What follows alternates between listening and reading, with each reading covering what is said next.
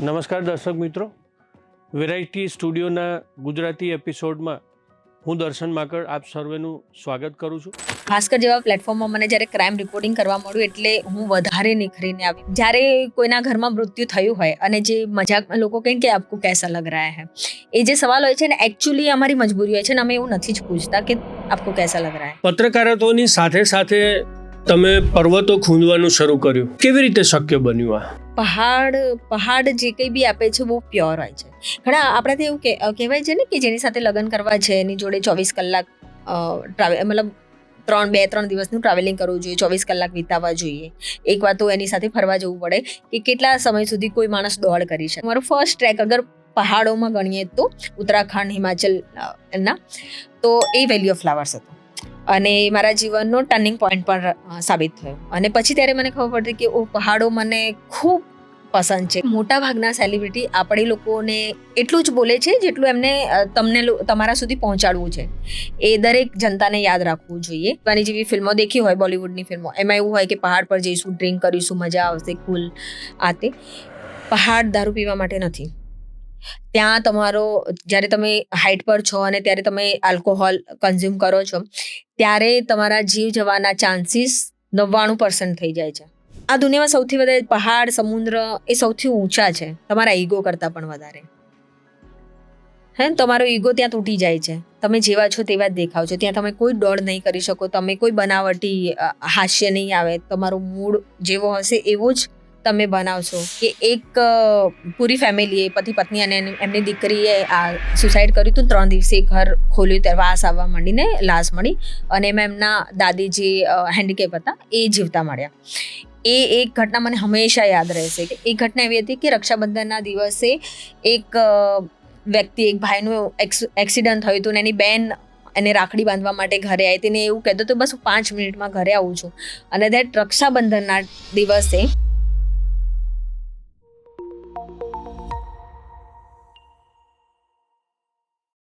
આજે આપણે એક એવા મહિલા પત્રકારને મળીશું કે જેમણે પોતાના જીવનની સફર, કારકિર્દીની સફર એક પત્રકારત્વ જગતમાં શરૂ કરી અને ત્યારબાદ હવે પર્વતારોહક બની ચૂક્યા છે. એવા ધર્મિષ્ઠાબેન પટેલનું વેરાયટી સ્ટુડિયોમાં સ્વાગત છે. નમસ્તે ધર્મિષ્ઠાબેન.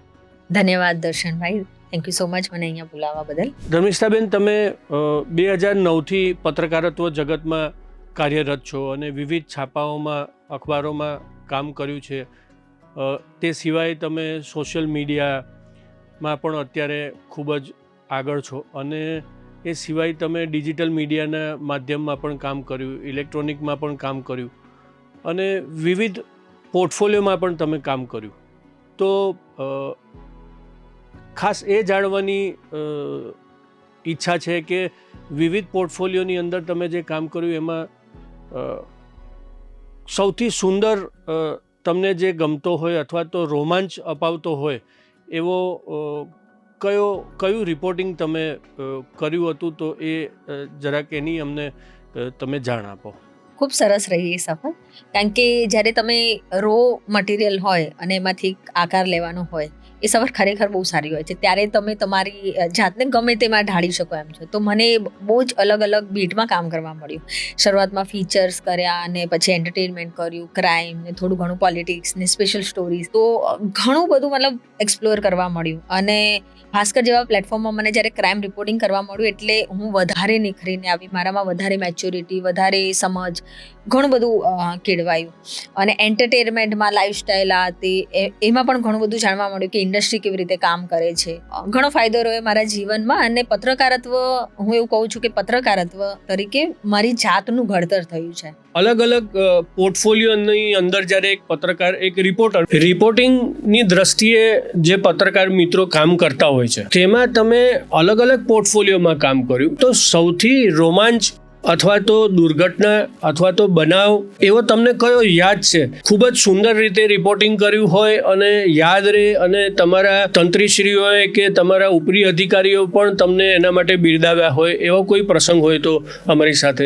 રોમાંચ તો નહીં કહી શકાય પત્રકારત્વમાં, કારણ કે રોમાંચ ફીચરવાળી સ્ટોરીઓમાં રોમાંચ મળી શકે કે બહુ સરસ, કે ફલાણા શાહરુખ ખાનનું ઇન્ટરવ્યૂ બહુ સરસ રીતે કર્યું, કે પ્રિયંકા ચોપડાનું ઇન્ટરવ્યૂ બહુ સરસ રીતે કર્યું, એનો રોમાંચ હોઈ શકે છે.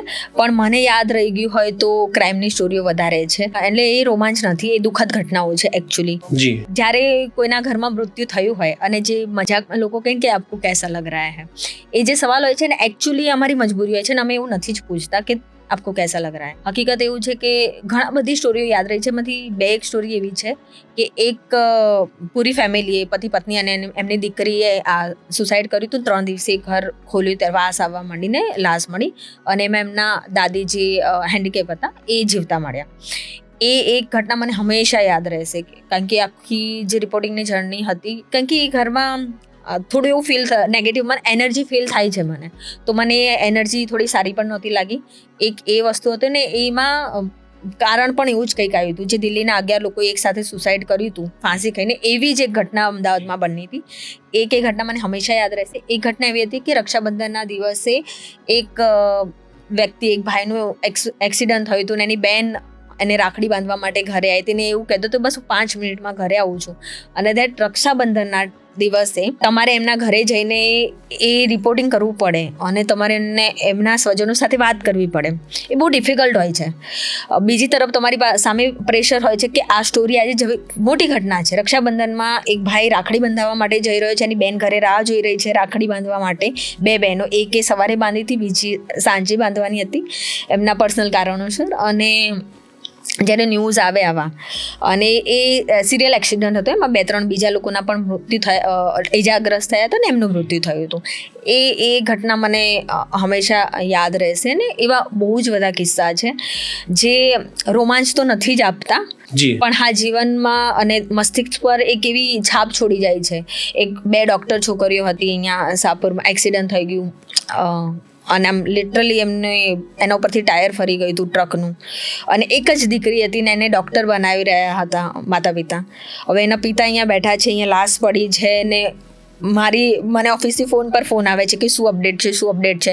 મારી હિંમત નથી થઈ રહી કે મારે એવું પૂછવાની કે છેલ્લે કોની સાથે વાત થઈ હતી અને શું વાત થઈ હતી. એ છોકરી ક્યારે એક્ટિવામાં આવતી નહોતી. એની ફ્રેન્ડે કીધું કે બંને મણિનગર જ રહે છે ને, તો ચાલ સાથે જતા રહીએ. રોજ બસમાં આવતી હતી ને, એ દિવસે એક્ટિવામાં. બંને દીકરીઓના નિધન થઈ ગયા હતા. પણ જ્યારે પણ એ રસ્તેથી હું નીકળું છું ને, આજે પણ મને એ એક્સિડન્ટ હંમેશા યાદ આવે છે. તો રોમાંચ તો નથી જ. જ્યારે એઝ અ ક્રાઇમ રિપોર્ટર, હા ન્યૂઝ છપાયા તે તમારી બાયલાઇન હોય, બાયલાઇન રોમાંચ હોઈ શકે છે, ન્યૂઝ રોમાંચ, આવા ન્યૂઝ રોમાંચ નથી હોતા. પત્રકારત્વની સાથે સાથે તમે પર્વતો ખૂંદવાનું શરૂ કર્યું, કેવી રીતે શક્ય બન્યું આ? મારામાં ટ્રાવેલનો કીડો હતો. હું નહીં કહું કે પહાડોનો કીડો હતો, પણ કેવું હોય છે કે જ્યાં સુધી તમે કોઈ વસ્તુ, જેમ કે જ્યાં સુધી તમે શું ટ્રાય ના કરો ત્યાં સુધી તમે કહી ના શકો કે મને ભાવે છે, રાઈટ? તો એવું જ છે કે મને પહાડો હંમેશાથી આકર્ષિત કરતા. હું જ્યારે પણ આપણે કોમ્પ્યુટરમાં ફોટો જોઈએ તો મને કેટલી સુંદર જગ્યા છે, આની ટોપ પરથી દુનિયા કેવી લાગતી હશે એમ. તો મને હંમેશાથી આકર્ષિત કરતા હતા એ સુંદરતા. મને પ્રકૃતિથી એમ પણ બધાને આકર્ષણ આવે જ, પ્રકૃતિ છે જ સુંદર. તો પત્રકારત્વ કરતાં પણ હું ટ્રાવેલિંગનો મને ખૂબ શોખ હતો. હું પત્રકારત્વમાં ટ્રાવેલિંગ કરવા માટે જ આવી હતી. પણ ગુજરાતી પત્રકારત્વમાં એવું સ્કોપ નથી કે તમે ટ્રાવેલ જર્નાલિઝમ કરી શકો. બહુ ઓછું સ્કોપ હોય છે. હા, નેશનલ મીડિયામાં એવું છે કે અલગ અલગ જગ્યાએ તમને જવાના મોકો મળે. આજે છે એવું ગુજરાતી મીડિયામાં પણ એ થોડું ઘણું ખુલ્યું છે. તો આવી હતી તો પત્રકારત્વમાં ટ્રાવેલ જર્નલિઝમ કરવા. પણ પછી પરિસ્થિતિઓ એવી હતી, પછી ઘરમાં હું સૌથી મોટી હોવાના કારણે, અને ઘરની પરિસ્થિતિ એક સરકમસ્ટન્સીસ એવા ઊભા થયા કે મારી માથે જવાબદારી પણ આવી, એમ કે 2 ભાઈ બહેનના ભણાવવાની, ઘર ચલાવવાની હતી. તો પછી મેં એને નોકરીની રીતે ચાલુ કર્યું. મને પત્રકારત્વ તો ગમતું જ હતું, એમાં કોઈ ડાઉટ નથી. અને એ સમય પછી ભાઈ બહેન ભણીને નોકરી કરતા થયા ત્યારે મને થોડીક સ્પેસ મળી કે હું મારા શોખને થોડોક સમય આપું. એટલે હું એવું કરતી કે જોબ કરતાં રજાઓ ભેગી કરું. અમુક એવી જગ્યાઓ હોય સોશિયલ ઇવેન્ટ જેમાં જવાનું ટાળીને પછી રજાઓ ભેગી, પછી હું પહાડોમાં જાઉં. એટલે મારો ફર્સ્ટ ટ્રેક, અગર પહાડોમાં ગણીએ તો ઉત્તરાખંડ, હિમાચલ ના, તો એ વેલી ઓફ ફ્લાવર્સ હતો અને મારા જીવનનો ટર્નિંગ પોઈન્ટ પણ સાબિત થયો. અને પછી ત્યારે મને ખબર પડી કે પહાડો મને ખૂબ પસંદ છે. કયા વર્ષમાં હતો? 2017માં. અને એની પછી હું ચાદર ટ્રેક આતી ઘણા બધા ટ્રેક કર્યા, પણ એ ટર્નિંગ પોઈન્ટ રહ્યો ત્યારે મને ખબર પડી કે ના, મને પહાડો વધારે પસંદ છે. જેટલું પત્રકારત્વ પસંદ છે એટલું જ પહાડો પસંદ છે. તો એવી રીતે હું માઉન્ટેનિયર બની. 2017માં આપ દિવ્ય ભાસ્કરમાં હતા, તો અખબારની નોકરી તો એવી છે અને આજકાલ તો કોર્પોરેટમાં પણ રજાઓ મળવી બહુ મુશ્કેલ છે અને પર્વતારોહક બનવું અને પર્વતારોહણ કરવા જવું એ એક ખૂબ જ સમય માગતી બાબત છે, સમય માગતો વિષય છે કે 10 દિવસ 15 દિવસ જવું પડે. તો તમને રજા કઈ રીતે મળતી એ જરાક તમે અમને જણાવો. એમાં એવું છે કે પત્રકારોને રજા લેવી પત્રકારોની બધાને કોર્પોરેટમાં રજા લેવી અઘરી જ પડતી હોય છે. તો હું એવું કરતી કે ઘણી વર્ષની આપણી રજાઓ કોર્પોરેટમાં હોય જ છે કે ભાઈ રજાઓ મળે, વર્ષની 15 રજાઓ મળે. તો તે સમયે હું કરું કે નાની મોટી કોઈ હોય ઇવેન્ટ, જે સોશિયલ ઇવેન્ટ હોય કે બીજી કોઈ, તો હું એવી ઇવેન્ટોમાં જવાનું ટાળું કે બીજું એવું કંઈ કામ હોય તો હું એવી રીતે કરી લઉં કે જેના માટે મારે રજા ન લેવી પડે. અને પછી બધી જ રજાઓ ભેગી કરું અને પછી એ લઈ અને પછી હું ટ્રેકિંગ પર કે માઉન્ટેનિયરિંગમાં જતી રહું. અને પછી મારા ટચવુડ અત્યાર સુધીમાં જેટલા પણ એડિટર મને મળ્યા છે, બહુ સારા મળ્યા છે. રજાના બાબતે મારે કોઈ દિવસ એ નથી, ઘણી વખત સામેથી કહી દે કે અરે તારે જવાનું નથી.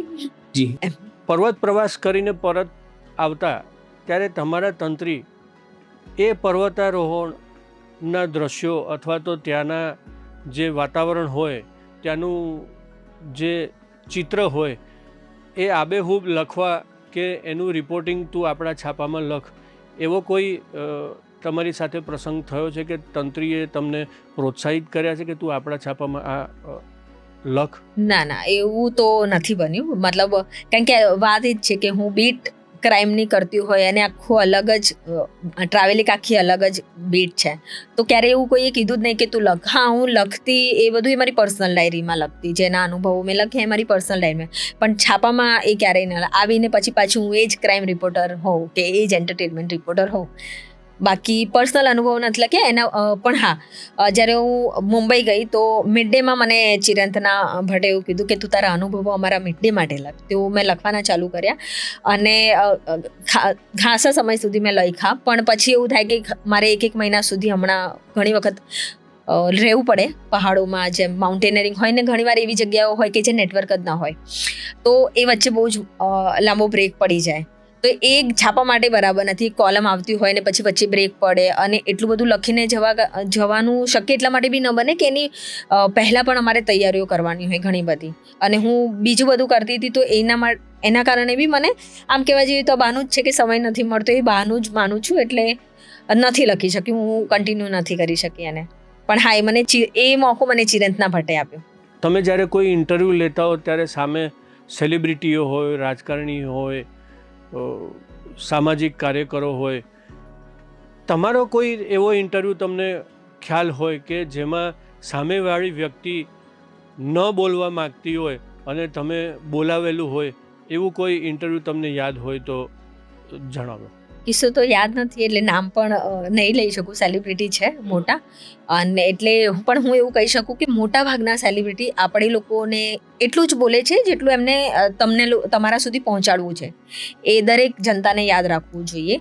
અને પત્રકાર તરીકે પણ પત્રકારો પણ એવા જ સવાલો પૂછે છે જે સામેવાળા PR થ્રુ આવતા હોય. કારણ કે અલ્ટિમેટલી આમ જોવા જઈએ તો આ બહુ કહેવાય ને કે આ સત્ય છે જેને તમે બદલી નહીં શકો. એક તો એડ રેવન્યુ જનરેટ થતો હોય, કોલેબોરેશન હોય, એટલે સેલિબ્રિટીને પણ એવા કોઈ હાર્ડ સવાલો પૂછવામાં નથી આવતા. આ રિયાલિટી છે પત્રકાર તરીકેની. તમે પૂછી પણ દો તો પણ એ છપાશે નહીં. અમુક હા, તમારા રિલેશન ખરાબ થઈ ગયા છે છાપાના એ વ્યક્તિ જે તે સેલિબ્રિટીની સાથેના, તો વાત અલગ છે, તો છપાઈ જાય છે. કોઈ એવી ન્યૂઝ છે કે ફલાણો એક્ટર ડ્રગ્સમાં પકડાયા હતી, એ ન્યૂઝ છે, એને તમારે છાપવા જ પડે કારણ કે એના FIR થયેલા છે, કોર્ટ કચેરી ગયેલા છે, એ આખી અલગ વાત છે. પણ રહી વાત PR રિલેટેડ, તો તમામ ન્યૂ સેલિબ્રિટીના ઇન્ટરવ્યૂ એ માત્ર ને માત્ર પબ્લિસિટી માટે જ હોય છે. મોટા ભાગના 80% કહું છું હું 100% નથી કે 80%, એમાં આખું જ માર્કેટિંગ સ્ટ્રેટેજી હોય છે, ગિમિક હોય છે. એટલે એને મહદઅંશે સત્ય ગણવા, સંપૂર્ણ સત્ય એને નહીં ગણવું, હું એવું માનું છું. એટલે એવું કાંઈ નથી. અને હા, ઘણી વખત અમુક એ વસ્તુ એવી હોય છે જે નથી બોલતા, ને મેં બોલાવડાવી પણ છે, પણ એ ઓફ ધ રેકોર્ડ હોય છે. એ 50% છપાઈ હશે, 50% નહીં છપાવે, હું એક્સેપ્ટ કરું છું. એ 2017માં તમે પર્વતારોહણની શરૂઆત કર્યા બાદ પ્રથમ 6 મહિનામાં તમને તમારા પર્વતારોહણના પ્રવાસમાંથી શું શીખવા મળ્યું? ટ્રેકિંગનો શોખ જ્યારે પહાડોએ મને આકર્ષિત કરી, એટલે ત્યારે ખબર પડી કે હા, મને ટ્રેકિંગમાં મજા આવી રહી છે. પછી ટ્રેકિંગમાંથી મને માઉન્ટેનિયરિંગ કરવામાં રસ પડ્યો. ત્યારે હું ભાસ્કરમાં જોબ કરતી હતી. અને માઉન્ટેનિયરિંગ કોર્સ જ્યારે તમે બેઝિક, એડવાન્સ કે કંઈ કરો ત્યારે તમારે 1 મહિનાની રજા લેવાની હોય. 1 મહિનાની રજા મળવી દરેક કંપનીમાં મુશ્કેલ હોય છે, ખાલી ભાસ્કરમાં નહીં, દરેક કંપની માટે મુશ્કેલ હોય છે. તો એ, અને બીજી વસ્તુ કે 1 મહિનો તમે રજા પર હોય ને ત્યારે તમને ખબર પણ હોય કે તમારું ઘર તમારી સેલરી પર ચાલી રહ્યું છે, એટલે મોટો હિસ્સો તમારી સેલરીનો જઈ રહ્યો છે, બીજા બધાનું કોન્ટ્રીબ્યુશન છે. તો તે સમયે તમે 1 મહિનાની રજા ન લઈ શકો જવાબદારીના કારણે. તો એ પ્રેક્ટિકલી બી પોસિબલ નહોતું. રજા મને મળી પણ જતી, પણ એ પ્રેક્ટિકલી બી ફાઇનાન્શિયલી મને પરવડે એમને કે 1 મહિનાની તમારી સેલરી જતી રહે. સો મેં માઉન્ટેનિયરિંગ કોર્સ ન કર્યા. પણ હા, જ્યારે મારા લગ્ન થયા તો મારા હસબન્ડ છે એ પણ મતલબ એને પણ એડવેન્ચરનો કોર્સ, મતલબ બહુ શોખ છે એડવેન્ચરનો. તો એણે મને એવું કીધું કે અમે લોકો પહેલાં ફ્રેન્ડ્સ હતા, તો એણે મને એવું કીધું કે કંઈક એવું છે તારા જીવનમાં જે તને કરવા માગતી હતી ને ન કરવા મળ્યું, અને તારે કરવું હોય તો તું કરી શકે છે, એમ હું તને સપોર્ટ કરીશ એમ. મેં કીધું ઓકે. તો મેં કીધું મારો માઉન્ટેનિયરિંગ કોર્સ કરવાનો બાકી રહી ગયો છે અને મને ખૂબ રસ છે કે મને સર્ટિફાઈડ માઉન્ટેનિયર બનવાનો. તો એણે કીધું ઠીક છે. તો પછી સડનલી, મતલબ મેં લિટરલી વીટીવીમાં ત્યારે હું વેબસાઇટમાં ફ્રીલાન્સ કરી રહી હતી, કારણ કે હું મુંબઈ, એ સમયે હું મુંબઈ શિફ્ટ થઈ હતી. તો મેં ફોન કર્યો, મેં કીધું મને જોબ છોડવી છે કારણ કે મને 1 મહિના માટે જવું છે, મને માઉન્ટેનિયરિંગ ટ્રેનિંગ માટે. એટલે કીધું આવી રીતે સડનલી ન હોય, નોટિસ આપવી પડે આ તે. પણ હા, એના પછી મેં જોબ છોડી, એ લોકોએ પણ મને સપોર્ટ કર્યો અને પછી હું ચાલી ગઈ મારા માઉન્ટેનિયરિંગ કોર્સ માટે.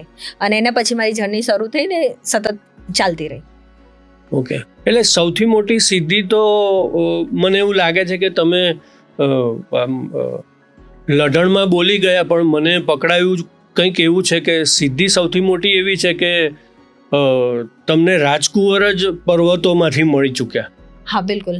હા, એટલે એ તમે એ સૌથી મોટી સિદ્ધિ તમારી એ કહેવાય કે તમારા જે હમસફર છે, બરાબર છે, એ તમને પર્વતમાંથી મળ્યા અને એમની મદદથી, એમની સહાયથી, એમના સપોર્ટથી તમે આજે આગળ વધી રહ્યા છો. બેઝિક અને એડવાન્સની તમે જે તાલીમ લીધી એમાં સૌથી મહત્વના અથવા તો મોટા પડકારો કયા હતા તમારી સામે? હા, એટલે આ પ્રશ્ન પૂછવાનું પાછળનું કારણ એવું છે કે ઘણી વખત મેં તમારી પોસ્ટ એવી જોઈ છે કે ટ્રેનના ડબ્બામાં તમે પગ લાંબો કરીને પાટાવાળો બેઠા હો, અથવા તો લેપટોપ માથે રાખીને બેઠા હો અને દેખાડતા હો કે મારો પગ ભાંગ્યો છે, આજે હાથ ભાંગ્યો છે. એવા અસંખ્ય ફોટોગ્રાફ્સ તમારા અમે જોયા છે. હા, એટલે પહાડ એવી વસ્તુ છે ને કે તમે એની મરજી સિવાય ત્યાં કશું જ ન કરી શકો. એની મરજી છે તો જ તમે એને સર કરી શકો છો. તમારી ગમે તેટલી તાકાત હોય તો પણ એને સર કરવો, એની મરજી ના હોય તો ના કરી શકો. બહુ સિમ્પલ વસ્તુ છે. એટલે હું એવું નથી કહેતી કે મેં પહાડ સર કર્યો. એની પરમિશન હતી, પહાડે મને અલાઉ કરી, ત્યારે હું એ કરી શકી છું. અને હા, પહાડોમાં બહુ બધા વેધરથી લઈને, ફિઝિકલથી લઈને, મેન્ટલીથી લઈને બહુ જ બધા ચેલેન્જીસ હોય છે. તો એમાં ઘણી બધી વખતે નાના મોટે ઈજા થતી હોય. અને મને ઘણી વખત એવું થયું કે નાનકડું છોલાયું જ હોય પણ પછી મને ઇન્ફેક્શન થઈ ગયું હોય. કારણ કે ઓફકોર્સ હાઇજીન, તમને 17 દિવસ સુધી નાવા નથી મળવાનું, તમે એવા કોઈ પહાડ પર છો. અને હા, મારે એક અનુભવ એવો પણ છે, હું 17 દિવસ સુધી તમને ઓફકોર્સ નાવા ન મળે. ઉપર તમને 14,500 ફીટ પર કોણ તમને નાવા માટે પાણી આપશે, ગરમ પાણી? ત્યાં તો તમારે બરફ ઓગાળીને જે મળે એ જ પાણી પીવાનું હોય. તો એવા નાના મોટા ઈજા થઈ હોય ને પછી થોડીક તમે નિગ્લેક્ટ કરો તો એ વધી ગયું હોય. હા, એવું થયું છે મારી સાથે. મને સ્કીમાં એવું થયું હતું અને એને ખાલી જસ્ટ એક જૂતું ઘસાયું હતું અને પછી એમાં મને ઇન્ફેક્શન થયું અને સીનબોર્ન સુધી ઇન્ફેક્શન ફેલાઈ ગયું ને પછી એને મારે વ્હીલચેરમાં હું કાશ્મીરથી અમદાવાદ આવીને પછી મારું ઓપરેશન અહીંયાથી એક નાનકડું ઓપરેશન કરવું પડ્યું અને એના પછી મારો પગ જે છે ફ્લેટ ફૂટ થઈ ગયો. તો એમાં જે થયું એવું કે જે ઇલાસ્ટિસિટી જે આવી જોઈએ કે રબર હોય કે એના પછી એવું ને એવું રહે, એના પાછા સ્વરૂપમાં અમુક સમય પછી ના આવી શકે, વધારે ખેંચ એવું જ કંઈક મારા બોન્સ મને એમાં એવું થયું છે. તો એના કારણે થોડી ડિફિકલ્ટી થાય, પણ પહાડ કે એડવેન્ચર કે સ્પોર્ટ્સ કોઈ પણ એવી વસ્તુ છે કે જેને શારીરિક ક્ષમતા કરતાં મેન્ટલ ક્ષમતાની વધારે જરૂર છે. તમે મેન્ટલી સક્ષમ છો અને તો હું વિચારો છું કે હું કરી શકું છું, તો એ વધારે સારી રીતે થઈ શકે છે. અને ડિફિકલ્ટ તો બધું જ છે, આમ જોવા જઈએ તો કાંઈ જ નથી. માઉન્ટેનિંગ અને સ્કીઇંગ કર્યા બાદ તમારા જીવનમાં શું ફેરફારો જોવા મળ્યા? ઘણું બધું. પહેલાં તો પહાડો એ ડિસિપ્લિનમાં રાખવાનું, ડિસિપ્લિન, ટાઈમિંગ, એમાં જે કહેવાય ને કે તમે એક ડિસિપ્લિનમાં આવી ગયા, તો મારામાં એક ડિસિપ્લિન આવ્યું. ટાઈમને લઈને હું બહુ જવું છે, મને મારા ઘરનાની આજ દિન સુધીની ફરિયાદ છે કે તું ટાઈમસર નથી કરતી, ને બહુ જ ખરાબ આદત છે કે ટાઈમસર કોઈ વસ્તુ ના કરું, બહુ આરામથી જવું એમ. તો એક કહેવાય ને કે ટાઈમસર કંઈક વસ્તુને કરતાં સમયને મહત્ત્વ આપતા શીખ્યા. કારણ કે પહાડો એવી વસ્તુ છે કે મોટાભાગના જ્યારે તમે એક્સપિડિશન પર જાઓ તો 12 વાગ્યા પહેલાં જેટલું થઈ શકે એટલી ચડાઈ કરી લેવાની હોય, કારણ કે સવારના ભાગમાં. નહીંતર કેવું થાય કે વેધર ચેન્જ થાય, એટલે સનલાઇટ વધે, એવલાન્ચના ખતરા વધી જાય. એના કારણે જે સમયની વાત છે ને કે સમયને બહુ જ સમય બળવાન છે ને સમયનું બહુ જ મહત્ત્વ જાળવવું જોઈએ. એ વસ્તુ આવ્યું, ડિસિપ્લિન આવ્યું, સમયસર બધું જ કરી લેવાનું એ આવ્યું, ધૈર્ય આવ્યું કે તમે ઉતાવળા નિર્ણય લેતા હોય તો બહુ ધૈર્ય, કામ, પરિસ્થિતિ કોઈ પણ હોય, બહુ કામ, કૂલ ડાઉન થઈને શાંતિથી નિર્ણય લેવાના. કારણ કે પહાડોમાં એવી બહુ પરિસ્થિતિઓ આવે ત્યારે તમારે એકદમ ઘાંઘા થઈને નિર્ણયો લો તો એ ખોટા જ પડવાના છે. તો એ વસ્તુ જીવનને પણ લાગુ પડી. એ ખૂબ જ સુંદર ટ્રેકિંગની જગ્યા છે અને ખૂબ જ જાણીતી છે ભારતની, જેને ચાદર ટ્રેક કહેવાય છે. તો ચાદર ટ્રેકના કોઈ અનુભવો તમે અમારી સાથે વર્ણવો. ચાદર ટ્રેકનો એક અનુભવ હું ક્યારેય નહીં ભૂલું. અમારો હજી ટ્રેકિંગનો બીજો જ દિવસ હતો. ચાદર ટ્રેક બહુ જ સુંદર ટ્રેક છે. દરેકે મતલબ જે લોકો ટ્રેકર છે, હું એની જ વાત કરું છું, એ લોકો એક વખત જરૂર કરવો જોઈએ. જે લોકો ટ્રેકર નથી, ખાલી ઇન્સ્ટાગ્રામ રીલ, ફોટો, વિડીયો માટે જાઓ છો, તો ટ્રેકિંગ કે માઉન્ટેનિયરિંગ એના માટે નથી. એક વસ્તુ બહુ ક્લિયર કહી દઉં છું, જે વસ્તુ તમને રીલમાં કે બાકી સોશિયલ મીડિયામાં દેખાય છે એ સુંદરતા ચોક્કસથી છે, પણ એ બહુ જ એટલી ખતરનાક અને ડેન્જરસ છે. હું એવું નથી કહેતી, તે સમયે તો એટલો બધો ક્રેઝ હતો નહીં. 2019ની વાત છે. એ છોકરો મુંબઈનો હતો, 35 વર્ષનો. એમાં એવું થયું કે પહેલાં તમે જાઓ ને કે મેડિકલ ફોર્મ હોય છે, તમને કોઈ પ્રકારની બીમારી નથી, આ નથી, એ કોઈ પણ ટ્રેકમાં એ તમારે મેડિકલ ફોર્મ આપવાના હોય છે. અને બહુ જે પણ કંપની થ્રુ તમે ટ્રેક કરતા હોય કે માઉન્ટેનિયરિંગ કરતા હોય એમાં પણ એ વસ્તુ બહુ જ જરૂરી હોય છે. હવે એ શું થયું મને ખબર નથી, પણ આખી બહુ જ લાંબી ઘટના છે, પણ શોર્ટમાં કહું છું કે એ છોકરો કંઈક એને હતી, કોઈક દવાઈ લેતો હતો અને તે સમયે દવા લીધા વગર ટ્રેક પર આવી ગયો હતો. લેહ સુધી તો લઈ આવ્યો હતો, પણ એના હોટલ પર છૂટી ગઈ હતી દવા. પછી એણે એના ગાઈડને કે ટ્રેક લીડરને કોઈને જ ન કીધું. અને ત્યાં -35 ડિગ્રી ટેમ્પરેચર હોય છે. સૌથી મોટી ચેલેન્જ ચાદર ટ્રેકની ટેમ્પરેચર છે, ઠંડી, અને જે હવા ચાલે છે એ.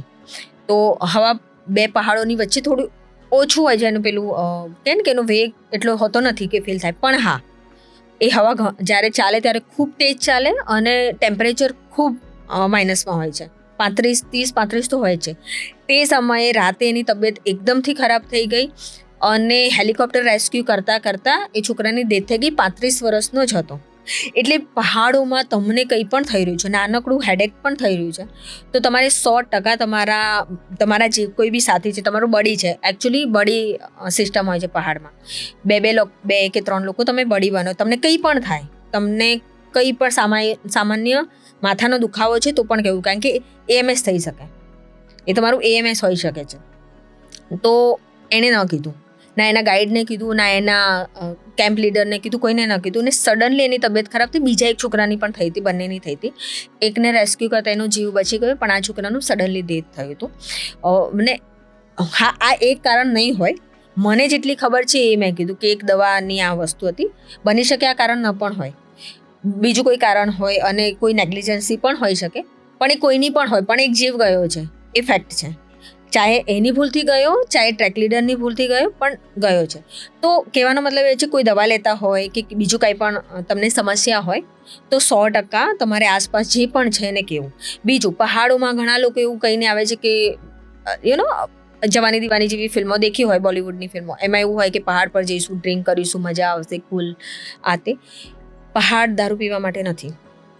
ત્યાં તમારો જ્યારે તમે હાઇટ પર છો અને ત્યારે તમે આલ્કોહોલ કન્ઝ્યુમ કરો છો ત્યારે તમારા જીવ જવાના ચાન્સીસ 99% થઈ જાય છે. જમીન પર વાત અલગ છે, ત્યાં વાત અલગ છે. અહીંયા તો 50 લોકો તમને રેસ્ક્યુ કરશે, ત્યાં માની લો 5 લોકોનું ગ્રુપ છે અને 5 લોકો ફન માટે તમે 5 મિત્રો ગયા છો અને 5 મિત્રો તમે ફન માટે આલ્કોહોલ કન્ઝ્યુમ કરી રહ્યા છો અને પહાડોમાં એવું કહીએ છીએ કે કંઈ જમવાનું નથી મળતું, ચાલશે, પાણી છે ને એટલે તમે જીવી જશો. બસ લિક્વિડ મતલબ લેતા લેવું, લિક્વિડ ફોર્મમાં જે પણ મળે, સૂપ, દાળ, પાણી, જેના કારણે તમે પાણી પી શકો. તો બોડીને હાઇડ્રેટ કરવું ખૂબ જરૂરી છે. ત્યારે તમે આલ્કોહોલ લો તો તમારું બોડી ડિહાઇડ્રેટ થઈ જાય, સડનલી બધું જ પાણી જતું રહે. તે સમયે તમને કોણ રેસ્ક્યુ કરશે? તમે 5 જણા ડ્રિંક છો. તો ફન અગત્યનું છે કે જીવ અગત્યનો છે? એ બહુ જ સમજવા જેવું છે કે દરેક જનરેશનના લોકોને કહું છું જે લોકો આવું વિચારે છે. તો પહાડ ડ્રિંક કરવા માટે નથી, એ નેચર છે. તમને ત્યાં નશાની જરૂર નથી. પ્રકૃતિનો નશો જેટલો કાફી છે કે તમને નશાની શું જરૂર પડે. અન્ય એક સ્થળ છે માઉન્ટ રીનો, ખૂબ જ અદ્ભુત સ્થળ છે, ખૂબ જ સરસ પર્વતમાળા છે. તો અહીંયાના કોઈ અનુભવો માઉન્ટ રીનોના અમારી સાથે શેર કરો. માઉન્ટ રીનો બહુ સુંદર છે અને જ્યારે મેં કીધું ને કે મને એવું છે કે મને કંઈ પણ વાગે તો મને બહુ ખબર નહીં કેમ કે હમણાંથી એવું થાય કે ઇન્ફેક્શન થઈ જતું હોય છે. એ સમય ખાલી અંગૂઠામાં ઇન્ફેક્શન થયું હતું. આમ એક જ ચીરો વાગ્યો હતો ત્યારે મને હાર્નેસ પહેરવાથી લઈને બૂટની લેસ બાંધવા સુધીમાં મને તકલીફ પડે, કારણ કે અંગૂઠો આખો પસ થઈ ગયું હતું. ત્યારે જે સુમેન્દુ સર છે કે નડુ પુટિયા સર છે, સુરત સર છે, એ જે મારા સર લોકો હતા જેમની સાથે હું એ કરી રહી હતી, એ લોકોએ મને જૂતા પહેરાવવા અને એને લેસ બાંધવાથી લઈને મને હાર્નેસ ફિટ કરવા સુધીની બધી જ હેલ્પ કરી હતી. અને જો એ લોકો ન હોત તો 100% હું એને ક્લાઇમ્બ ન કરી શકતી. એક નાનકડી વસ્તુ કે મેં નખ વધારે કાપી નાખ્યા હતા, મારાથી નખ થોડોક વધારે કપાઈ ગયો તો નખ અંદર થઈ ગયું. એટલે બહુ વધારે ન હોવા જોઈએ, બહુ ઓછા પણ ન હોવા જોઈએ. એ સીડ છે આખું, એમ તમારું સ્કિનને પ્રોટેક્ટ કરે છે. તો આ નાનકડી ભૂલ મને તે સમયે ભારે પડવાની હતી કે એક નાનકડો નખ કાપવાની. હાલ જ તમે 2-3 વ્યક્તિઓના નામ લીધા જેની પાસેથી તમે માઉન્ટેનિયરિંગ શીખ્યા હો, જેને તમે ના ઓળખતા હો, અને એ અજાણી વ્યક્તિ તમારી આટલી બધી મદદ કરે, તમને સહાય કરે, હેલ્પ કરે, અને એ પણ અજાણ્યા પ્રદેશમાં. તમે આને કઈ રીતે જુઓ છો? અથવા તો આપણે તો સામાન્ય સંજોગોમાં આવી રીતે હળીભળી નથી શકતા હોતા, તો આપણે અન્ય પ્રદેશમાં જઈને વિવિધ સ્થળના જે વ્યક્તિઓ આવ્યા હોય, મહિલાઓ હોય, પુરુષો હોય, તો એમની સાથે આપણે કેવી રીતે તરત ભળી જઈએ છીએ અને કેમ આવી રીતે સરળતાથી હળીમળી જઈએ છીએ, એ અંગે કંઈક પ્રકાશ પાડો. પહાડ જે કંઈ બી આપે છે બહુ પ્યોર હોય છે. ઘણા આપણાથી એવું કહેવાય છે ને કે જેની સાથે લગ્ન કરવા છે એની જોડે 24 કલાક ટ્રાવેલ, મતલબ 2-3 દિવસનું ટ્રાવેલિંગ કરવું જોઈએ, 24 કલાક વિતાવવા જોઈએ. એકવાર તો એની સાથે ફરવા જવું પડે કે કેટલા સમય સુધી કોઈ માણસ દોડ કરી શકે. હવે જે લોકો પહાડ પર છે ત્યાં ટેમ્પરેચર અને પરિસ્થિતિ એવી છે ને કે તમારી હાઈ એલ્ટિટ્યૂડ પર તમે ચીડચીડા પણ થઈ જાઓ. તમારું ચીડચીડાપણું લોકો સહન કરી રહ્યા છે, તમે કોઈનું સહન કરી રહ્યા છો. ઇટ મીન્સ તમે એકબીજાને બેર કરી રહ્યા છો, તમે એકબીજાને સાથે જે બોન્ડિંગ પહાડો આપે છે ને એ કોઈ જગ્યાએ નથી મળતું. મને એ ખબર છે કે બહુ જ સારા લોકો મળ્યા છે, પ્યોરિટીવાળા, કે તમારું, કારણ કે પહાડ આ દુનિયામાં સૌથી વધારે પહાડ, સમુદ્ર એ સૌથી ઊંચા છે તમારા ઈગો કરતાં પણ વધારે. તમારો ઈગો ત્યાં તૂટી જાય છે. તમે જેવા છો તેવા જ દેખાવ છો. ત્યાં તમે કોઈ દોડ નહીં કરી શકો, તમે કોઈ બનાવટી હાસ્ય નહીં આવે, તમારો મૂડ જેવો હશે એવો જ તમે બનાવશો. ગુજરાતમાં ટ્રેકિંગના કોઈ સ્થળો હોય અને જે વિકસ્યા ના હોય અને તમે મુલાકાત લીધી હોય તો જણાવો. ગુજરાતમાં ટ્રેકિંગ તો નથી, હાઇકિંગ છે નાના મોટા. એ જુનાગઢમાં હોય કે બાકોર છે કે નાના મોટા છે, આબુના પહાડ એ રોક ક્લાઇમ્બિંગ માટેની જગ્યાઓ સારી છે. જુનાગઢ અને આબુ બેસ્ટ જગ્યા છે ક્લાઇમ્બિંગ માટે. ને આપણે તે તો સ્કૂલ પણ ચાલે છે, મતલબ ત્યાં કોર્સ પણ થાય છે. એટલે હાઇકિંગ એને ટ્રેકિંગ નહીં કહેતો, હાઇકિંગના છે. અને બહુ સુંદર જગ્યાઓ છે. આપણી પાસે રેન્જ નથી હિમાલયની કે બાકીના પહાડોની. અરવલ્લીના પહાડો છે થોડા ઘણા, બસ એ હાઇકિંગ માટે છે. બેઝિકલી મુસાફરીના અનુભવમાંથી તમને એકદમ અચંબો પમાડે એવી કઈ જગ્યા છે જે તમે માઉન્ટેનિંગ કર્યું આટલું બધું, તમે કહો છો કે પર્વત એવી જગ્યા છે, કુદરત છે, અને એની જો રજામંદી હોય તો જ તમે ત્યાં જઈ શકો. તો એક રીતે મને એવું લાગે છે કે આ કુદરત છે, તો એવા કોઈ અચંબા કે એવા આશ્ચર્યજનક બનાવો કે ઘટના તમે જોઈ હોય અથવા તો એનો અનુભવ કર્યો હોય કે બીજા ઉપર કંઈ અનુભવ થયો હોય, તમારા ગ્રુપ સાથે કોઈ અનુભવ થયો, એવું કંઈ હોય તો શેર કરો. પહેલી વસ્તુ તો કે ભારતને બહુ જ સુંદર છે, આખું ભારત બહુ સુંદર છે. હું તો કહું છું કે દરેક લોકોએ 1 વર્ષ કાઢી લેવું જોઈએ પોતાના જીવનમાંથી અને ફરવું જોઈએ. બસ જે ટ્રેનની બહુ સસ્તી સવારી છે, નીકળો અને ફરો. મને બહુ જ રોમાંચિત કરવાવાળી જગ્યા એક જે મને હંમેશા યાદ રહેશે એ છે મેઘાલયનો એક જંગલ છે, લો લિંગડો સેક્રેટ ફોરેસ્ટ કહેવાય છે, અને એને મેફ્લોંગ ફોરેસ્ટ તરીકે વધારે લોકો ઓળખે છે. તો એમાં એવા નિયમો છે. અત્યારે આપણે કાંતારા ફિલ્મ બહુ ફેમસ થઈ છે. કાંતારા ફિલ્મ ફર્સ્ટ નહોતી આવી, એની પહેલાં હું ગઈ હતી. તો મેં એ સર્કલ જોયું છે જેમાં પછી મને જંગલ રિકોલ થયું જ્યારે ફિલ્મ આવી. મેં કીધું આવું જ કંઈક અહીંયા છે. એ જંગલમાં એવું છે કે એ જંગલમાં એવી વનસ્પતિઓ છે, એવા ઝાડ છે, એવા રુદ્રાક્ષ છે જે બીજે બધે નથી. એ કહે ને કે એકદમ યુનિક છે. ત્યાંથી તમે એક પત્તું પણ જે નીચે ખરીને પડી ગયું છે, કે એક ફૂલ નીચે ખરીને પડી ગયું છે, કે એક ડાળી, એને જંગલની બહાર ન લઈ જઈ શકો. સામાન્ય રીતે જંગલ કેવા હોય કે ધીરે ધીરે ગાઢ થાય. આ તો એક ઘાસનું મેદાન છે અને સડનલી તમે આમ કહેવાય ને કે રૂમના ગેટમાં પ્રવેશ એમ એના અંદર પ્રવેશ અને સડનલી ગાઢ થઈ ગયું. બહારનું ટેમ્પરેચર અલગ છે, અંદરનું ટેમ્પરેચર અલગ છે. એ જંગલના દેવતા છે. એવું કહેવાય છે કે એ જંગલમાંથી કોઈ પણ વસ્તુ, હું ભલે ટુરિસ્ટ હોય કે ટ્રાવેલર હોઉં કે હું એક વસ્તુ મને બહુ જ બધી વસ્તુ આકર્ષિત કરી હતી. ઝાડ પાન પત્તા આપણને જોવાનું મન થાય, આપણને તોડવાનું બી મન થાય. જોકે ત્યારે બહુ જ કંટ્રોલ કરવું પડે કે એને અડીશ તો કંઈ થશે તો નહીં ને. કારણ એટલું છે કે તમે એને લઈ જશો, એ જે કોમ્યુનિટી છે એમને ફેસ કરવું પડશે. લિંગડો સમુદાય છે, એમનું એ જંગલ છે, અને એના જે દેવતા છે યુ બસાયું એમનું નામ છે. એ દેવતાની ત્યાં પૂજા થાય છે, જેમાં કાંતારામાં એક જંગલમાં એક દેવતા છે ને ગાયબ થઈ જાય છે, કાઇન્ડ ઓફ એવું. એની એક સરસ સ્ટોરી છે કે લાઇટ સોમા કરીને ગામ હતું, એમાં જે આવ્યું છે આપણે ચેરાપુંજી સોહરા જેને કહીએ છીએ, ચેરાપુંજુ, એની એક વિમેન છે, એક મહિલા, એનું નામ છે ખેમા નોંગસાઈ. એના જે પૂર્વજો છે એ જ લોકો એના રાજા બને છે, એવું છે. કહાની કંઈક એવી છે કે જૈંતિયા રીઝનના જે લિંગડો સમુદાયના લોકો હતા, એમણે એમના દેવતાની પૂજા કરી અને કીધું પહેલાં આપણે એવું હતું, પ્રકૃતિની પૂજા થતી હતી ને એમના આશીર્વાદથી જ જે તે જગ્યાએ આપણે વસાહત કરતા હતા.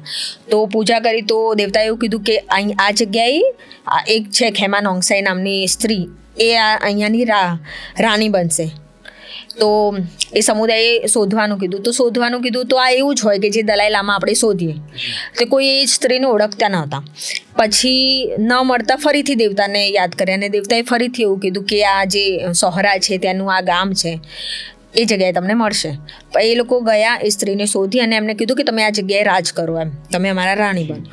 પણ એને ના પાડી દીધી એના પરિવાર સાથે રહેતી હતી. એણે એવું કીધું કે હું 2 ઝાડ અહીંયા વાવીશ અને 2 ઝાડ મારા ગામમાં વાવીશ, એમાંથી જે ગ્રો કરશે હું એ જગ્યાએ રાજ કરીશ એમ. એને આખા ક્ષેત્ર પર રાજ કરવાની ના પાડી હતી, એટલે ખરેખર દેવતાએ કોઈ સારી સ્ત્રીને પસંદ કરી હતી. તો આ જે જગ્યા છે મેફ્લોંગ, જેને આપણે કહીએ છીએ સેક્રેડ ફોરેસ્ટ, એ જગ્યાએ બંને વૃક્ષ ઉછર્યા, ત્યાં એક જ વૃક્ષ ઉછર્યું. પછી એણે અહીંયા બીજા વૃક્ષો ઉગાડ્યા. એમ કરતાં કરતાં કહેવાય છે કે એ સ્ત્રીએ આખું જંગલ ઉગાડ્યું છે. અને એને પછી દેવતા એની પૂજા કરી, તો એમણે કીધું કે તારો દીકરો અહીંયા રાજા બનશે. અને આજે પણ ત્યાં બલિ દેવાય છે. પહેલાં બળદની બલિ અપાતી હતી, અને એવું કહેવાય કે પૂર્ણ હોવું જોઈએ. એની બલિ માટેની જેટલી બી સામગ્રી છે, એક પર્ટિક્યુલર સમય છે ત્યારે બલિ અપાય છે. ત્યારે બધી સામગ્રી સાથે જવાનું, વચ્ચે રેસ્ટ નહીં કરવાનો, સીધે જવાનું. થાકી પણ ગયા હોય તો રેસ્ટ કરવા માટેની લોકો માટેની અલગ જગ્યા છે, અને જે બલિ છે એને રેસ્ટ કરવા માટેની અલગ જગ્યા છે. સીધું જવાનું, પછી બલિ આપવાની, અને ત્યાં બેસીને જે બી હોય પ્રસાદ આ તે ગ્રહણ કરીને બહાર આવવાનું. અત્યારે બળદની બલિ નથી અપાતી, અત્યારે એના સામાન્ય મુર્ગા કે એની બલિ અપાય છે. તો એ જગ્યાએ મને એવું જ છે કે જંગલ બદલો લે. તમે આજની તારીખમાં તમે ત્યાંથી એક પત્તું પણ બહાર ન લાવી શકો, એક પથ્થરો પણ બહાર ના આવે. પત્તું તો દૂર છે, ત્યાં નીચે પડેલો કાંકરો પણ બહાર ના આવે. ત્યાં રુદ્રાક્ષ પણ છે, જે બહુ જ દુર્લભ હોય એવા બહુ બધા ફૂલો છે. તો એ ડરાવનો પણ હતો ને રોમાંચિત પણ હતો. અને ત્યાં અલગ જ પ્રકારની શાંતિ હતી. એવું લિટરલી તમને ફીલ થાય કે કોઈ તમને સાંભળી રહ્યા છે. દરેક ઝાડ પણ તમને સાંભળી રહ્યા છે. તમને કોઈ સતત ઓબ્ઝર્વ કરી રહ્યું છે, તમને સતત જોઈ રહ્યું છે. મને લિટરલી એવું ફીલ થયું હતું. એ મારો આમ જોવા જઈએ તો ડર પણ હતો અને રોમાંચ પણ હતો, બંને ભાવ સાથે હું એમાં હતી. મને ખૂબ મજા આવી હતી. આવા 70 જેટલા જંગલો છે મેઘાલયમાં. ફક્ત મેઘાલયમાં? હા, ફક્ત મેઘાલયમાં 70 જેટલા, જેને હવે સેક્રેડ ફોરેસ્ટ કહેવાય છે. અલગ અલગ સમુદાય છે, બધાના અલગ અલગ છે. અને અમુક જંગલમાં આજની તારીખમાં અત્યારે તો ગમે તેમ આપણે ઝાડ કાપી લઈએ છીએ. ત્યાં મેઘાલયમાં અમુક સમુદાયના લોકો આજની તારીખમાં વૃક્ષ પહેલાં તો કાપતા જ નથી, ને કાપે ને તો એના માટે એક લાંબી ચોડી મસ્ત અડધો કલાક જેટલી એક પ્રાર્થના છે એને વાંચે, એને માફી માંગે, એને પ્રાર્થના કરે, અને એવું કહે કે મને દેવતાએ પરમિશન આપી છે ને હું તને આમાંથી મુક્તિ આપું છું. તમને દેવતાઓ મારા જીવનમાં જરૂર છે તારી, તું મને, એટલે ઘણી લાંબી છે, પણ એનો અર્થ એવું મેં તમને સમજ્યું. અને પછી એની પરમિશન લે અને પછી એ કાપે છે. આજે તો કોઈ એટલું બધું કહેવાય ને કે એને જીવ, આપણે કહીએ ને કે વૃક્ષમાં જીવ હોય છે, એ લિટરલી એમની સાથે વાત કરીને પછી એને કટ કરે. તો આ એક બહુ સરસ છે, અને મને હંમેશા યાદ રાખે કે કેવી રીતે તમે કોઈને સન્માન આપી શકો. તમે ભારતમાં અને વિદેશમાં પણ પર્વતારોહણ કર્યું, તો ત્યારે તમે પત્રકાર તરીકે કરો છો કે ત્યારે પર્વતારોહક બની જાઓ છો? આમ તો એકવાર તમે પત્રકાર બની ગયા ને એટલે નોકરી છૂટી શકે, તમારે અંદરથી પત્રકારત્વ ન નીકળે, એ ક્યારેય ન નીકળે. એ તો પેલું કે ને પ્રાણ જશે ત્યાં સુધી રહેશે. અને પેલું જેનામાં એ કીડો હોય ને કે શું છે આની અંદર, શું છે આની હિસ્ટ્રી, શું છે જાણવાનો કીડો હોય ને, એ જ પત્રકાર બની શકે. એટલે કદાચ મારામાં એ કીડો હતો ને એટલે હું પત્રકાર બનીને પછી મારો કીડો હંમેશા માટે હવે હતો જે તો ક્યાંય જવાનો નથી. એટલે હું ક્યાંક ફરવા જાઉં તો મને એકચ્યુઅલી હું ટ્રાવેલિંગ જ એના માટે કરું છું કે હું અલગ અલગ કલ્ચરને માણી શકું. મારા દેશમાં અગર આટલા બધા કલ્ચર છે, આટલી બધી સંસ્કૃતિ છે, તો મને એ જાણવું છે. મને ફૂડ એન્જોય કરવું છે, મારે દરેક કલ્ચરના કપડાં, એમની રહેણી કહેણી. હું ભારતીય છું તો હું બધું જ માણવા માગું છું. અને આ દેશમાં નહીં, આખા વિશ્વમાં બહુ અલગ અલગ કલ્ચર છે, અને ક્યાંક ને ક્યાંક એ બધાના કનેક્શન છે. બીજા કલ્ચરમાંથી તમારામાં કંઈક આવ્યું હોય વર્ષો પહેલાં, હજારો વર્ષ પહેલાં, ને ખબર ન હોય ક્યાંથી ગયું, તો એના રૂટ્સ જાણવામાં મને ખૂબ મજા આવે છે. મારા ખ્યાલથી તમે છેલ્લે નેપાળ અને વિયેતનામ બંને સ્થળોએ સફર કરી, તો ભારત, નેપાળ અને વિયેતનામ ત્રણેયની સંસ્કૃતિમાં શું એકરસ છે, અથવા તો સામ્ય શું છે? શું સામ્યતા ત્રણેય દેશોની સંસ્કૃતિમાં આપને જોવા મળી? એકચ્યુઅલી દરેક કલ્ચરની, ચાહે નેપાળ હોય, વિયેતનામ હોય કે ભારત હોય કે કોઈ પણ દેશ હોય, એ દરેકનું કલ્ચર છે ને પોતપોતાની રીતે યુનિક છે, બહુ સરસ છે. ભારત અને વિયેતનામમાં શું સિમિલારિટી છે, હું એક વસ્તુ કહીશ. ઇવન નેપાળમાં પણ આ વસ્તુ છે. ત્રણેયમાં, કે આપણા ત્યાં પણ પૂર્વજોની પૂજા થાય. પિતૃ પક્ષમાં ને આપણે શ્રાદ્ધ કરીએ ને બધું જ કરીએ, અને અમુક સમયે આપણે પિતૃને પણ, પિતૃનો દીવો આપણા પાનિયારે રોજ જ હોય, રાઈટ. વિયેતનામમાં પણ 80% લોકો છે ને એથિસ્ટ છે, પણ એમના પિતૃની પૂજા કરે છે સૌથી વધારે. પછી બુદ્ધિઝમ છે અને હિન્દુ છે થોડા ઘણા, પણ સૌથી વધારે એથિસ્ટ છે ને પિતૃઓની પૂજા થાય છે, એમના એન્સિસ્ટરની પૂજા કરે છે. એ સિમિલારિટી મને ખૂબ ગમી. તો એક આખું કનેક્શન થયું. ત્યાં પણ કહેવાય ને કે હેલ્થ, પછી શિક્ષણના દેવતા છે, હેલ્થના દેવતા છે અને મનીના દેવતા છે, જે સિમિલર છે. આપણે મની એટલે લક્ષ્મીજી, હેલ્થ માટે આપણે ધન્વંતરી, અને શિક્ષા માટે સરસ્વતી, જેની પૂજા થાય છે. એ ઇન્ડિયન કલ્ચર સાથે સિમિલર છે. સેમ નેપાળમાં પણ આપણે હિન્દુ છે, એટલે એ સિમિલારિટી બહુ જ બધી જગ્યાએ જોવા મળે છે. એમના દેવતાના નામ અલગ હોઈ શકે, પણ કલ્ચર સિમિલર મને ખૂબ જોવા મળ્યું. ને મને ભારતની જ આપણે વાત કરીએ તો બહુ સુંદર છે કે આપણે હંમેશા કહીએ છીએ કે સ્ત્રી હંમેશાથી દબાયેલી રહે, એવું કાંઈ જ નથી. ભારતમાં ક્યારેય સ્ત્રીઓ નબળી હતી જ નહીં, કારણ કે આપણી ઘણી બધી સુરવીર રાણીઓની કહાનીઓ છે, ઇતિહાસમાં છે. એ અલગ વસ્તુ છે, પાઠ્ય પુસ્તકમાં નથી, આપણા શિક્ષણમાં નથી, પણ ઇતિહાસમાં તો છે. તો એવી જ એક વસ્તુ છે કે દ્રૌપદી આપણે મહાભારતમાં કહેવાય ને કે પાંચાલી 5 ભાઈઓને પરણ્યા હતા. એવું જ સ્પીતિ વેલીના એક રીઝન છે. ત્યાં આજે પણ એક સ્ત્રી ઘરના 5 પુરુષ હોય કે 4 પુરુષ હોય કે 2 પુરુષ હોય, એની સાથે લગ્ન કરી શકે. એટલે એક સ્ત્રી 1થી વધારે પુરુષો સાથે લગ્ન કરી શકે છે. એની પાછળનું કારણ એવું છે કે જ્યારે અજ્ઞાતવાસ હતો મહાભારતમાં 5 પાંડવોનું, ત્યારે લોકો એ જગ્યાએથી પાસ થયા હતા અને થોડોક સમય ત્યાં રોકાયા હતા. આજે પણ એ દ્રૌપદી પ્રથા એ જગ્યાએ છે, અને એવું નથી કે જોર જબરજસ્તી છે, મહિલાઓ પર અત્યાચાર થાય છે, એવું જરાય નથી. ત્યાં મહિલાઓ જ સર્વોપરી છે. એવું નથી કે નોર્થ ઇસ્ટમાં જ મહિલાઓને સૌથી વધારે મહત્ત્વ આપવામાં આવે છે, કે આપણા ત્યાં પિતાનું નામ લખાય અને લગ્ન કરીને છોકરી સાસરે જાય છે. ત્યાં નોર્થ ઇસ્ટમાં ઘણા બધી જગ્યાએ એવું છે, મેઘાલયમાં પણ એવું છે કે છોકરાઓ છોકરીના ઘરે આવે છે. ખાલી 7 સિસ્ટર નહીં, હિમાચલમાં ભલે છોકરી લગ્ન કરીને છોકરાના ઘરે જાય છે, પણ છોકરીઓનું મહત્ત્વ વધારે છે. એટલે એના ઘરે આવેલી, પરણીને આવેલી સ્ત્રી ઘરની મુખિયા હોય છે. કેવી રીતે? એક સ્ત્રીએ ઘરના 5 પુરુષો છે, એવું નથી કે 5 સાથે લગ્ન કરવાના. એ સ્ત્રી એવું કે મને આમાંથી આ 3 જ પુરુષો પસંદ છે, હું એની 3 જ સાથે લગ્ન કરીશ, બાકી 2 સાથે નહીં કરું. તો એના ઉપર એ નહીં થાય એ લગ્ન. એ 3 સાથે જ કરશે, બાકીના 2 સાથે નહીં કરે. એ 3માંથી બી કોઈ એક વ્યક્તિ એવું કહી દે કે મારે આ છોકરી સાથે લગ્ન નથી કરવા, મારે બીજી કોઈ સાથે લગ્ન કરવા, તો એ 2 એ સ્ત્રી સાથે લગ્ન કરે. કોઈ જોર જબરજસ્તી નથી. એનું કારણ એવું છે કે જે ભાઈઓ વચ્ચે જે જમીનના અને મિલકતના ઝઘડા હોય છે, અને જે જોઈન્ટ ફેમિલી, આખી વિભક્ત ફેમિલી થઈ જતી હોય છે, એને રોકવા માટે આ આખી પ્રથાને કન્ટિન્યુ કરવામાં આવી છે. અને હા, અને ત્યાં બહુ સુંદર વસ્તુ છે. આમાંથી એક લગ્ન મેં અટેન્ડ કર્યા હતા. 2 ભાઈઓએ એક જ સ્ત્રી સાથે લગ્ન કર્યા, પણ નાના લગ્ન ને મોટા લગ્ન એવો કોન્સેપ્ટ છે.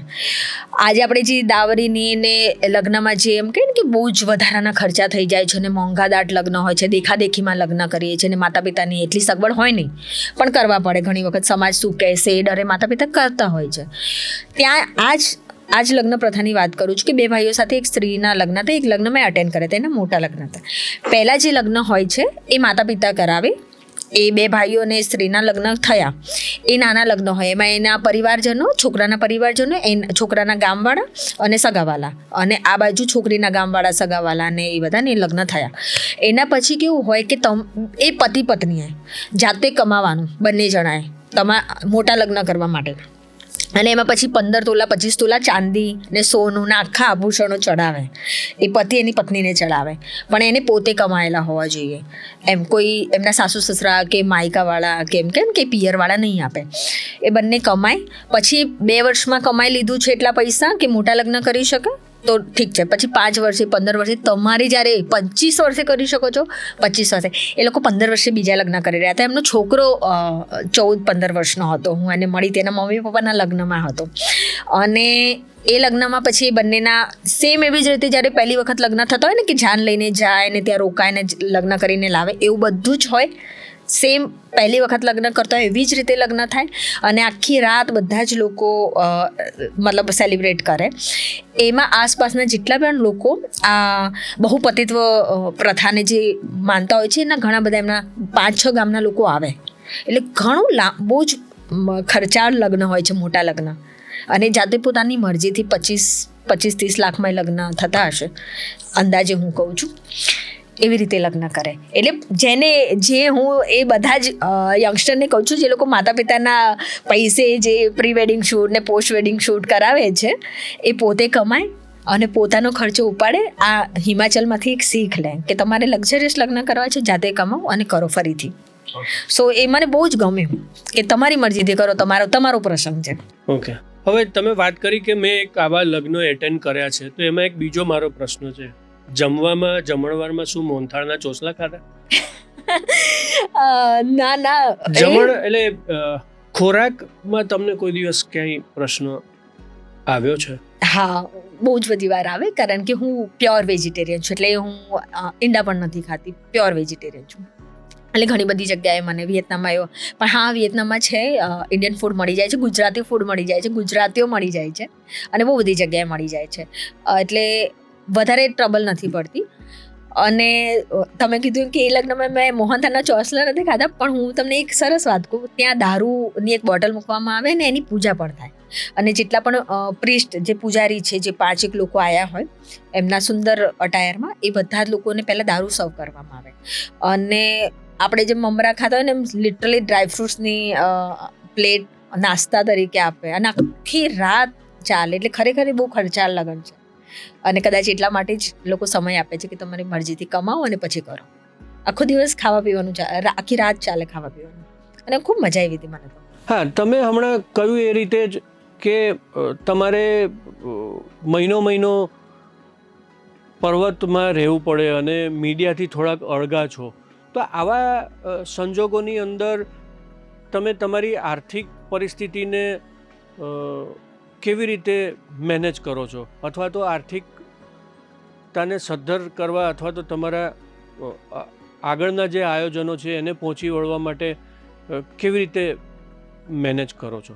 તો હું જેટલું પણ કમાઈ હતી એ બધાને મેં એક જગ્યાએ ઇન્વેસ્ટ કરે, અલગ અલગ જગ્યાએ, જ્યાંથી મને ઇન્કમ જનરેટ થાય છે. એટલે મેં એક ચોક્કસ ઇન્કમનો સોર્સ જનરેટ કરી રાખ્યો છે, જ્યાંથી મને ઇન્કમ થતી રહે છે, જેનાથી હું મારું આ ટ્રાવેલિંગ કે બધું કરી શકું છું. અને બીજું કે હું ફ્રીલાન્સિંગ કામ કરતી જ રહું છું વચ્ચે, જે એડિટિંગનું હોય, રાઇટિંગનું હોય, એ બધું કામ મારું છે. તો જેના કારણે હું મારા શોખને પૂરો કરી શકું છું. તમે કહ્યું એ પ્રમાણે પર્વતમાંથી જે મળે પ્યોર હોય, તો તમારા જીવનમાં સાદગી કે સાલસતાપણું કેવી રીતે આવ્યું? સાદગી, નેચર દુનિયાની સૌથી સુંદર વસ્તુ આ દુનિયામાં કંઈ છે તો એ નેચર છે.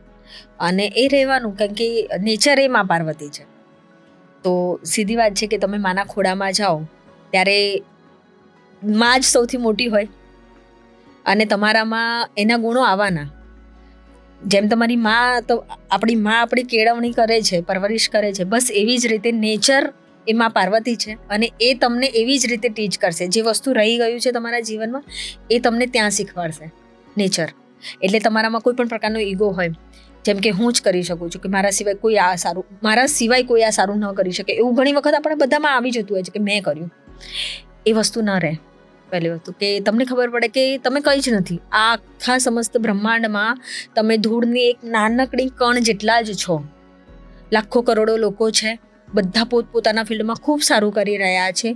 બધામાં કોઈક ને કોઈક રીતે એક કહેવાય ને કે એક ગુણ છે જે એને તમારાથી અલગ કરે છે અને એ તમારા કરતાં એમાં બેસ્ટ છે. દરેક વ્યક્તિ દરેક વસ્તુમાં બેસ્ટ ન હોઈ શકે, ઠીક છે, એ બેસ્ટ છે. એટલે એ અહંકારવાળી વાત છે ને એ તમારામાં ન રહે. બીજું કે તમારામાં જે એમ કે ને ઉતાવળા હોવું કે હું આ લઈ લઉં, આ મેળવી લઉં, આ પણ મેળવી લઉં, પેલું પણ મેળવી લઉં, બધું જ એક સાથે જોઈતું હોય છે. એક રેસમાં ભાગીએ છીએ કે મને નામ પણ જોઈએ, ફેમ પણ જોઈએ, પૈસા પણ જોઈએ, બધું જ જોઈએ મને, હે ને. એ આખી હોડમાં તમે જ્યારે પહાડમાં જાઓ, નેચરમાં જાઓ, હું તો કહું છું ખાલી પહાડમાં શું કામ, નેચરમાં જાઓ, ક્યારેક સમુદ્ર કિનારે બેસીને શાંતિથી લહેરોને સાંભળો, તો તમને ખબર પડે કે અંતે શું, બધું મેળવી લીધું, અંતે શું? કંઈ જ નહીં. અંતે તમે શું ગોતી રહ્યા છો? શાંતિ, અંદરની શાંતિ. એ તો તમને તમારા ઘરની 4 દિવાલની રૂમમાં પણ મળે. એકાંત અને એકલતામાં અંતર છે. તો એ એકાંત ફીલ થઈ શકે. એટલે તમે તમારી જાતને મળો. કે તમે ઘણી વખત કેવું હોય છે કે આપણે દેખાદેખીમાં અડધી વસ્તુ કરતા હોય છે કે મારા બાજુવાળાએ સાયન્સ લીધું છે, હું પણ સાયન્સ લઈશ. આમનો દીકરો એન્જિનિયર કરે છે, હું પણ એન્જિનિયર કરાવીશ. પણ તમને ખબર જ નથી કે એકચ્યુઅલમાં તમને શું જોઈએ છે, તમને મનને શું ગમે છે, તમને શું મજા આવે છે. ઘણી વખત આપણે જે કરતા જ રહીએ છીએ, 15 વર્ષથી કરીએ છીએ, ખબર પડે કે એમાં મજા જ નથી આવી રહી. એટલે તો મન ઉકળાટ અને અશાંત રહેતું હોય છે. મનને શાંતિ જોઈએ છે, કેમ કે સુકૂન. તો એ કહેવાય ને કે પોતાની જાતને મળવું, કે મારી જાતને શું જોઈએ છે, મને શું ગમે છે, એની સાથે જે મેળાપ કરવો છે ને, એના માટે એકાંત બહુ જરૂરી છે. એકાંત ગમે ત્યાં મળે. નેચર એટલા માટે કે નેચર એ પોતાની રીતે એક ઔષધિ છે, તમારા દિમાગને હીલ કરે છે. એના માટે તમને સાયકોલોજી, સાયકેટ્રિસ્ટની જરૂર નથી. સ્ટ્રેસ રિલીફ કરી નાખે. એ કલર જ એટલા સરસ છે. ગ્રીનરી જુઓ ને, જોતા જ આંખોને ઠંડક મળી જાય. પર્વતોમાં બાળકોનો ઉછેર અને તેમનું શિક્ષણ કેવું છે? ત્યાંના બાળકો ટુ ગુડ. અહીંના બાળકોને આપણી મમ્મી છે ને, મારી મમ્મી આજની તારીખમાં, હું આજ આટલી મોટી થઈ ગઈ, હું માઉન્ટેનિયરિંગ કરું છું, તો પણ એને એવી ચિંતા હોય કે મને વાગી જશે. એ ધ્યાન રાખે, તને પેલું વાગી ના જાય, તને આમ ન થઈ જાય, તને તેમ ન થઈ જાય. એટલે મારા હસબન્ડ પણ એટલી જ કેર કરે. હું બધાને કહું છું કે અરે ઠીક છે, નાની મોટું વાગી શકે. ત્યાંના બાળકો લિટરલી પહાડ ચડીને સ્કૂલ જાય છે. ઘણી બધી એવી જગ્યાએ છે જેના માટે એક આખો પહાડ એમને ચડીને ઉતરવો પડે. એમને 1 કલાક ચડીને 1 કલાક લાગે એને સ્કૂલ પહોંચતા. અને પહાડ છે અને નેચર છે. નેચરમાં ક્યારેક મોટો પથ્થર આવ્યો, ચલો શૂટિંગ સ્ટોન કેવા પથ્થર પડવા માંડ્યા, લૂઝ પહાડ છે, તો નાનું બાળક છે, 6-7 વર્ષના બાળકો છે, 14 વર્ષના બાળકો છે, સ્કૂલ જઈ રહ્યા છે. એના માટે બહુ ડિફિકલ્ટ છે, નદી ક્રોસ કરીને જઈ રહ્યા છે. એટલે એનામાં જે કોન્ફિડન્ટ લેવલ આવે, પરિસ્થિતિને સામનો કરવાની ક્ષમતા આપણા કરતાં તો વધારે જ છે. મેન્ટલી અને ફિઝિકલી એ બાળકો બહુ સ્ટ્રોંગ છે. અને બધા જ પ્રવાસીઓ ત્યાં જતા હોય છે, એટલે એને અલગ અલગ ભાષાઓનું લોકોની સાથે કોમ્યુનિકેશન કરતા પણ આવડે છે.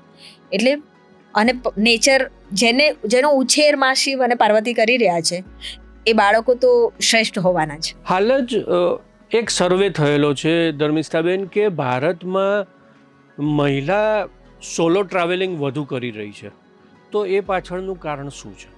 સુરક્ષા. બહુ જ સુરક્ષિત છે ભારત. હું એવું નથી કહેતી કે બધી જ જગ્યાઓ સુરક્ષિત છે. અમુક જગ્યાઓ છે એવી, અને કહેવાય ને કે 5 આંગળીઓ સરખી ના હોય.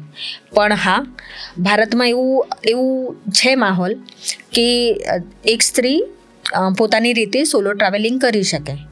અને ભારતની સ્ત્રીઓ બહુ સક્ષમ છે મેન્ટલી એન્ડ ફિઝિકલી, કે જે પોતાને તે ભારતની નહીં, દુનિયાની તમામ સ્ત્રીઓ બહુ, હું માનું છું કે બહુ સક્ષમ છે અને કરી શકે છે, પોતાની રીતે બધું જ કરી શકે છે. બસ એમને મળ્યો છે મોકળું મેદાન, એટલે કરી રહી છે.